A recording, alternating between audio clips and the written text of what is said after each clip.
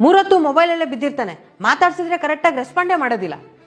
ಇವನೇ ಇವನೇ ಸುಮ್ಮನೆ ಕೂತಿರ್ತೀನಿ, ಇವನೇ ಅಂತ ಕರೀತಾರೆ.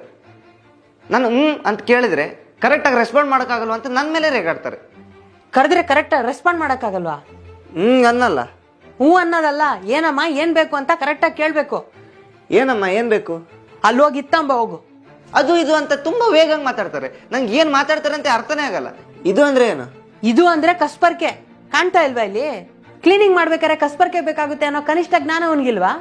ಅಲ್ಲಿ ಹೋಗಿ ಕಸ್ಬರ್ಗೆ ತಗೋಬಾ ಅಂತ ಅನ್ಬೇಕಪ್ಪ. ಇದು ತಗೋಬಾ ಅಂದ್ರೆ ನಂಗೆ ಹೆಂಗ್ ಗೊತ್ತಾಗ್ಬೇಕು? ಎಲ್ಲಿದೆ? ಅಲ್ಲಿದೆ ನೋಡು. ಅಲ್ಲಿದೆ ಅಂದ್ರೆ ಎಲ್ಲಿದೆ? ಅಷ್ಟು ವರ್ಷದಿಂದ ಮನೇಲಿದ್ದಾನೆ. ಮನೇಲಿ ಯಾವ ಸಾಮಾನು ಎಲ್ಲಿದೆ ಅಂತ ಅವನಿಗೆ ಒಂದ್ ಸ್ವಲ್ಪನೂ ತಲೆಯಲಿಲ್ಲ.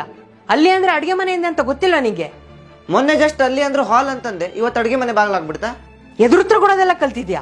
ಸ್ವಂತ ತಾಯಿ ಅಂತ ನೋಡ್ದೆ ನನ್ಗೆ ಎದುರು ಮಾತಾಡ್ತಾನೆ. ಎಲ್ಲ ಈ ಹಾಳಾದ ಮೊಬೈಲಿಂದ. ಮೊಬೈಲಿಗೆ ಅದಕ್ಕೆ ಏನ್ ಸಂಬಂಧ? ನನಗಂತೂ ಸಾಕಾಗೋಗ್ಬಿಟ್ಟಿದೆ. ಲಾಜಿಕ್ ಎಲ್ಲ ಮಾತಾಡ್ತೀಯ. ಇವನಿಗೆ ಮ್ಯಾಥ್ಸ್ ಟ್ಯೂಷನ್ ಕಳ್ಸಿದ್ದೆ ತಪ್ಪಾಯ್ತು. ಲಾಜಿಕ್ ಎಲ್ಲ ಮಾತಾಡಕ್ ಸ್ಟಾರ್ಟ್ ಮಾಡ್ಬಿಟ್ಟಿದ್ದಾನೆ. ನಮ್ಮ ಮನೇಲಿ ಸುಳ್ಳು ಹೇಳಿ ಒಂದಿನ ಟ್ಯೂಷನ್ಗೆ ಹೋಗಿಲ್ಲ. ನಾನು ಮಾತಾಡಿದಿಲ್ಲ, ಅದು ಹೆಂಗ್ ಲಾಜಿಕ್ ಆಗುತ್ತೋ ನನಗೆ ಗೊತ್ತಿಲ್ಲ.